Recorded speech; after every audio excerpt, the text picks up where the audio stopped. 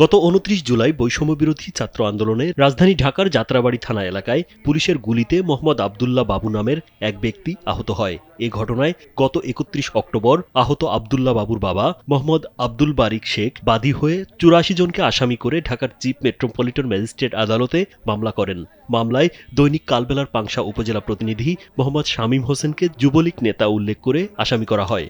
ষড়যন্ত্রমূলক মিথ্যা মামলা থেকে সাংবাদিকের নাম প্রত্যাহারের দাবিতে রাজবাড়ীর পাংশায় মানববন্ধন করে উপজেলায় কর্মরত সাংবাদিকেরা। রোববার দুপুরে পাংশা পৌর শহরের আব্দুল মালেক প্লাজার সামনে এ মানববন্ধন করা হয়।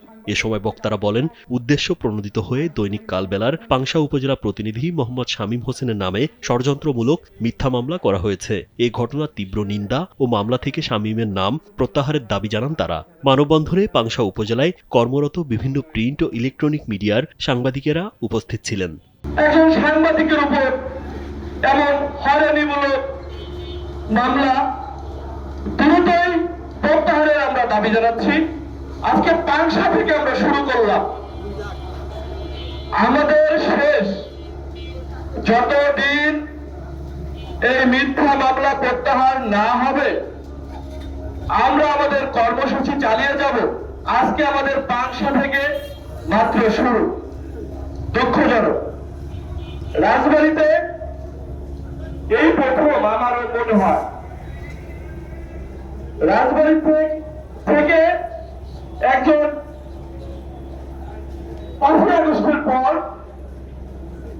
রাজবাড়ীতে আমার মনে হয় এই প্রথম একটা সাংবাদিকের নামে মিথ্যা মামলা দেওয়া হয়েছে। এর তীব্র প্রতিবাদ জানাই।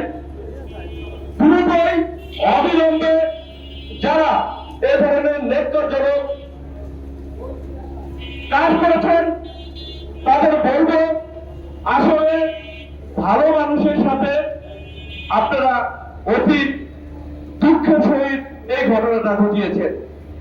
আমরা প্রশাসন ভাইদেরকে বলবো, আপনারা তো জানেন এই মামলাটা আপনারা সঠিকভাবে তদন্ত করবেন। আমরা বিশ্বাস করি আপনাদের তদন্তের মাধ্যমে এই মামলা থেকে অতি দ্রুতই অপ্রতিভাবে আমাদের কালবেলার পাংশা উপজেলা প্রতিনিধি শামীম হোসেন দ্রুতই মামলা প্রত্যাহারের আমি দাবি জানাচ্ছি। ধন্যবাদ সবাইকে। আজকে যারা এখানে আমাদের সাথে এসেছেন, আমাদের প্রতিনিধির জন্য আপনারা এই প্রচন্ড রোদের মধ্যে যারা এসেছেন তাদের কাছে আমি সবার কাছে আমি কৃতজ্ঞ, এবং যারা আসতে পারেন নাই তাদের কাছেও কৃতজ্ঞতা প্রকাশ করছি।